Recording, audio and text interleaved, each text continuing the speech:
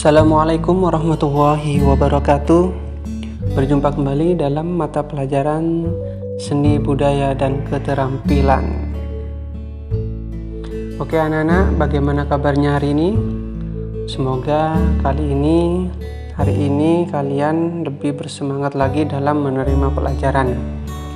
Baik, ketika kalian melihat animasi ini, kira-kira terbayang di dalam pikiran kalian untuk materi kali ini kita akan membahas apa?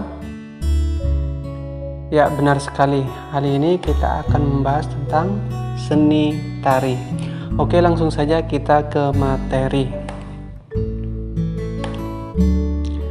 Pengertian atau definisi.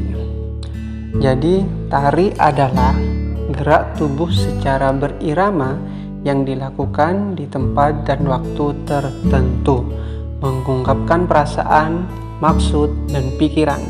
Bunyi-bunyian yang disebut musik pengiring tari mengatur gerakan penari dan memperkuat maksud yang ingin disampaikan. Gerakan tari berbeda dengan gerakan sehari-hari tentunya, seperti berlari, berjalan, atau bersenam. Gerak di dalam tari bukanlah gerak yang realistis, melainkan gerak yang telah diberi bentuk ekspresif dan estetis.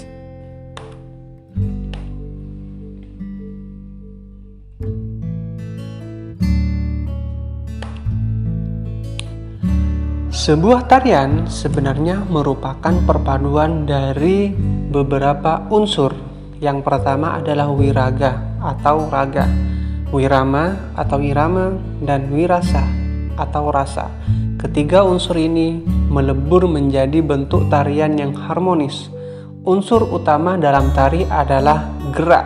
Gerak tari selalu melibatkan unsur anggota badan manusia. Unsur-unsur anggota badan tersebut di dalamnya membentuk gerak tari, dapat berdiri sendiri, bergabung, ataupun bersambung. Sedangkan menurut jenisnya, tari sendiri digolongkan menjadi 3, yaitu tari rakyat, tari klasik, dan tari kreasi baru. Sedangkan dansa adalah tari kebudayaan barat yang dilakukan pasangan pria dan wanita dengan berpegangan tangan atau berpelukan sambil diiringi dengan musik.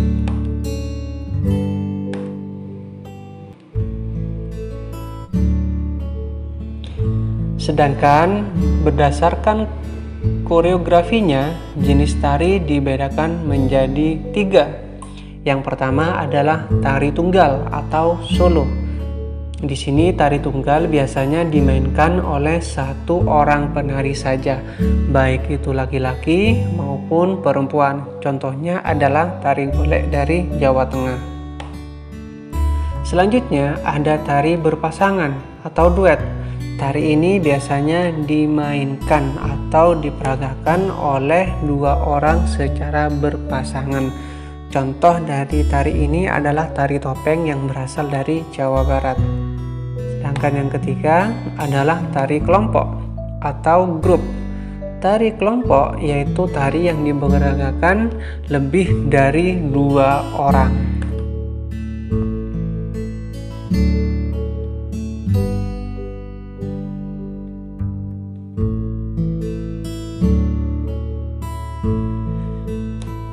Di dalam sebuah tarian, terutama tari kelompok, pola lantai perlu diperhatikan. Ada beberapa macam pola lantai pada tarian, antara lain, yang pertama, pola lantai vertikal.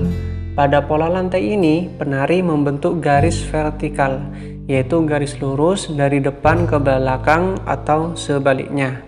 Seperti ini komposisinya. Jadi penari itu berjajar berarah dari depan ke belakang, membentuk suatu garis vertikal.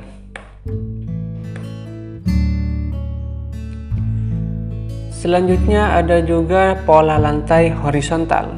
Pada pola lantai ini, penari berbaris membentuk garis lurus ke samping atau horizontal. Seperti ini posisi komposisi dari penari membentuk garis ke samping. Sedangkan yang ketiga adalah pola lantai diagonal. Pola lantai ini penari berbentuk garis menyudut ke kanan atau ke kiri. Contohnya seperti ini posisinya. Ya, jadi ada yang ke kanan dan ke kiri, posisi menyamping. Selanjutnya kita akan membahas tentang tari tradisional. Tari tradisional merupakan sebuah bentuk tarian yang sudah lama. Tarian ini diwariskan secara turun-temurun. Sebuah tari tradisional biasanya mengandung nilai filosofis, simbolis, dan religius. Semua aturan ragam gerak tari tradisional, formasi, busana, dan riasannya hingga kini tidak banyak berubah.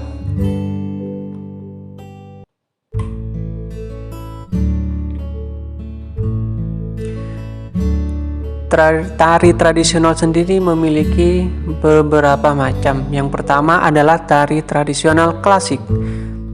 Tari ini dikembangkan oleh para penari di kalangan bangsawan istana. Aturan tari biasanya baku atau tidak boleh diubah. Gerakannya anggun dan busananya cenderung mewah. Fungsinya yaitu sebagai sarana upacara adat atau penyambutan tamu kehormatan.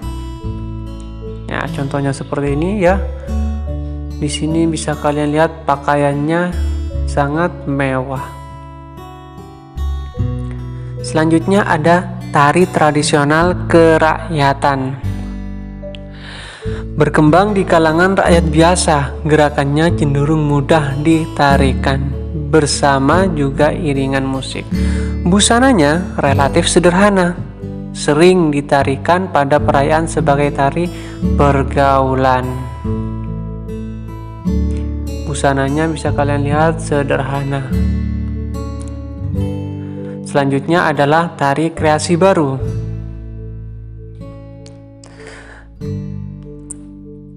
Tari ini merupakan tarian yang lepas dari standar tari yang baku, dirancang menurut kreasi penata tari sesuai dengan situasi, kondisi, dengan tetap memelihara nilai artistiknya atau nilai keindahannya.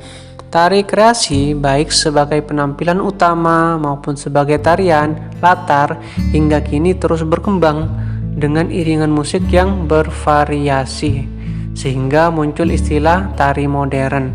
Pada garis besarnya yaitu kreasi dibedakan menjadi dua golongan. Yang pertama ada tari kreasi berpolakan tradisi, yaitu tari kreasi yang garapannya dilandasi oleh kaidah-kaidah tradisi, baik dalam koreografi, musik, rias, busana, maupun tata teknik pentasnya. Walaupun ada pengembangan, tidak menghilangkan esensi ketradisiannya. Selanjutnya ada tari kreasi tidak berpolakan tradisi atau non-tradisi. Tari kreasi yang gerapannya melepaskan diri dari pola-pola tradisi, baik di dalam hal koreografi, musik, rias, dan busana, maupun tata teknik pentasnya. Walaupun tarian ini tidak menggunakan pola-pola tradisi, tidak berarti sama sekali tidak menggunakan unsur-unsur tradisi.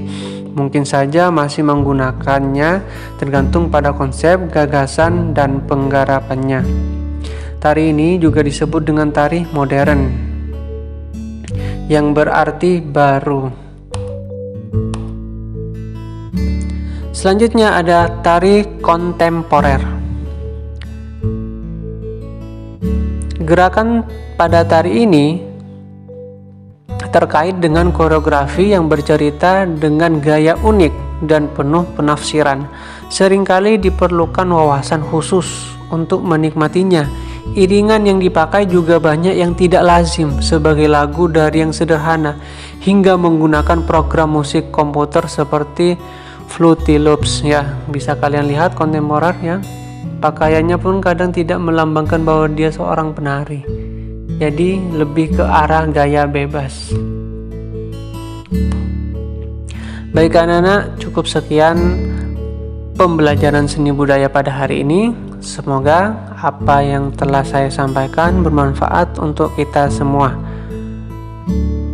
Bapak akhiri pembelajaran hari ini. Assalamualaikum warahmatullahi wabarakatuh.